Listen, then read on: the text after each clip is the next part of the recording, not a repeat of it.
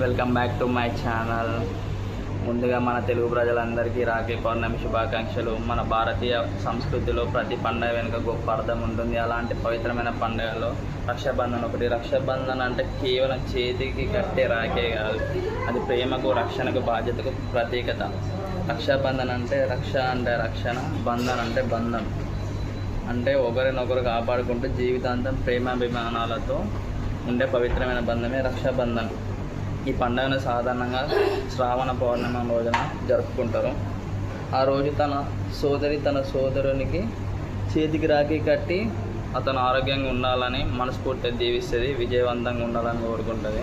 సోదరుడు కూడా తన సోదరి జీవితంలో ఎలాంటి కష్టం వచ్చినా నేను తోడుంటానని చెప్తాడు. అలాంటి పండుగనే రాఖీ పండుగ. నాకు ఈ రాఖీ పౌర్ణమి ఫెస్టివల్ అంటే నా స్కూల్ మెమరీసే గుర్తట్టుంది. ఎందుకంటే నేను మా అమ్మమ్మ వాళ్ళ ఇంటికన్నా వెళ్ళిన చిన్నప్పటి నుంచి. మా అమ్మ నాన్న వాళ్ళు వేరే ఊర్లో ఉంటుండే, మా ఊర్లో నేను మా అమ్మమ్మ వాళ్ళ ఇంటి దగ్గరనే ఉన్నా. మేము ముగ్గురం అన్నదమ్ములం, మాకు సొంత అక్క చెల్లెలంటూ వాళ్ళరు. కానీ మా పెద్దమ్మ వాళ్ళ కూతురు, మా పెద్దక్క, మా చిన్నక్క, ఇద్దరి రాఖీలు మా పెద్దక్కనే కట్టేది. నాకు అది ఇంకా గుర్తు. నా చిన్నప్పటి నుంచి, నాకు ఊహ తెలియనప్పటి నుంచి మా అక్కనే కడుతుండే, మా పెద్దక్క, వాళ్ళిద్దరు అక్కయ్యల రాఖీలు. కానీ కొన్ని ఇయర్స్ బ్యాక్ సడన్గా 5 years బ్యాక్, 6 years బ్యాక్ మా అక్కయ్య చనిపోయింది. అప్పటి నుంచి నా హ్యాండ్ మొత్తం ఎంటీ, ఏం లేదు. అప్పుడప్పుడు అనిపిస్తుంది, అరే మనకంటూ అక్కన చెల్లెలు ఉంటే బాగుంటుంది కదా అనేది ఒక ఫీల్ వేరే ఉంటుంది కదా, సొంత వాళ్ళు ఉంటే ఆ ఫీల్ వేరే ఉంటుంది. కానీ అయినా మా అక్క అలాంటి లోటు లేకుండా చూసుకుంది. అట్లా చిన్నప్పుడు ఎట్లా అంటే రేపు హాలిడే ఉంటుండే, ఈరోజు అందరూ అక్కయ్యలను వస్తుండే, వచ్చి ఫ్రెండ్స్కి అందరు కడుతుంటే వాళ్ళు చేయి చూస్తుంటే నాకు కొంచెం ఏదో చిన్న గిల్టీ ఫీలింగ్ ఉంటుండే. అరే నేను ఎప్పుడు కడతారు, నాకు ఎప్పుడు కడతారు రాఖీ రాఖీ రాఖీ రాఖీ. అందరు ఇట్లా మన చిన్న చైల్డ్ మెమరీస్లో అందరు చూపిస్తారు కదా, నాకు ఎవడు ఇది కట్టారు, నాకు ఎవడు ఇది కట్టారు అని.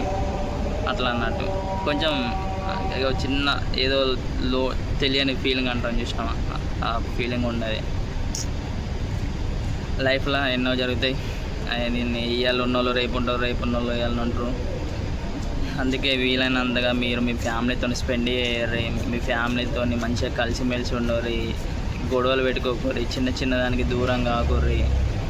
దూరం అయితే అసలు మన ఫ్యామిలీ అంటే ఇట్లా స్ట్రాంగ్ ఉండాలి, మన ఫ్యామిలీ స్ట్రాంగ్ ఉండాలి, అందరూ స్ట్రాంగ్ ఉండేది. సో అట్లా అన్నట్టు. అందుకే ఎవరు కూడా చిన్న గొడవలు పెట్టుకొని అక్క జిల్లాలు అన్నదమ్ములు కానీ విడిపోకూరి. ఈ మధ్య చిన్న భూములు కూడా చిన్న జాగల కాడ కూడా లొల్లులు పెట్టుకొని విడిపోతారు. అట్లా అన్నట్టు. అందుకే ఏ క్షణం ఎప్పుడు ఏం జరుగుతుంది తెలియదు, అందరూ హ్యాపీగా ఉండరు.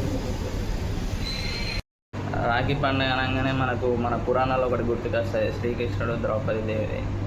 శ్రీకృష్ణునికి ఒకనొక సందర్భంలో తన చేతికి ఒక గాయమైతే ద్రౌపది దేవి ఏం చేస్తుందంటే తన వస్త్రం నుంచి ఒక చిన్న నూలిపోవు, ఒక దారం లాంటిది తీసి కృష్ణుడికి కడుతుంది. కృష్ణుడు కట్టినాక ఆ ప్రేమకు చలించిపోయి అప్పుడు ద్రౌపది దేవికి ఒక మాట ఇస్తాడు, నీకు ఏ కష్టం వచ్చినా ఏదున్నా, నేను ఏ ఆపదలు ఉన్నా నేను నీతో ఉంటానని. అప్పటి నుంచి మన పురాణాల్లో ఈ రాఖీ పౌర్ణమి అనేది ఒకటి వెలుగులోకి వచ్చింది. నిజమైన బంధం అంటే రక్త సంబంధంతో ఏర్పడదు, ప్రేమ, నమ్మకం, ఆప్యాయత కూడా ఏర్పడుతుంది.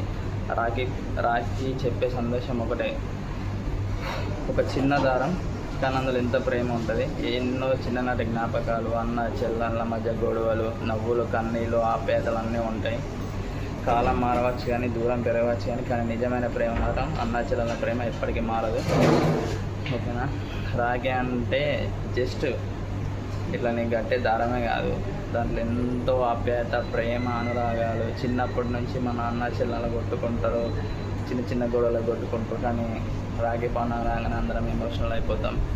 ఒకనొక సందర్భంలో మన చెల్ల కానీ అక్క కానీ పెళ్లి చేసి దూరం పంపిస్తాం. కొన్ని సందర్భంలో ఇట్లా పండుగలు వచ్చినప్పుడు అందరూ కలుసుకుంటాం, ఎంతో ఎమోషనల్ అవుతాం. సో రాఖీ పౌర్ణమి అనేది మన తెలుగు సంస్కృతిలో గొప్ప పండుగ అది. ఇంకా ఈ రక్షాబంధన్ సందర్భంగా ప్రతి అన్న చెల్లెళ్ళు, అక్క తమ్ముళ్ళు ప్రేమతో ఆనందంతో ఉండాలని మనస్ఫూర్తిగా కోరుకుంటూ ఇంతటితో ఈ వీడియోని ఎండ్ చేస్తున్నా. ఈ వీడియో మీకు నచ్చినట్టయితే like and share and subscribe. ఉంటాం మళ్ళా. Bye bye.